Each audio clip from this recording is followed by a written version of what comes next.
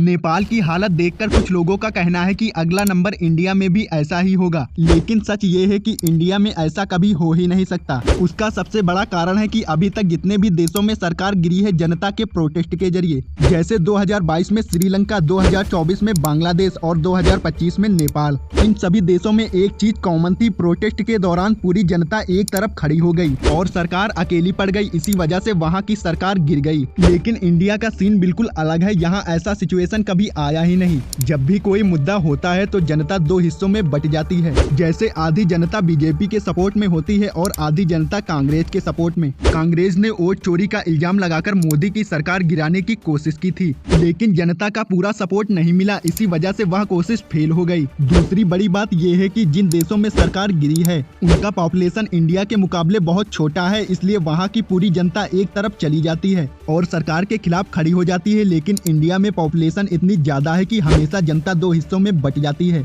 और इसी वजह से इंडिया में नेपाल या बांग्लादेश जैसी सिचुएशन कभी हो ही नहीं सकती।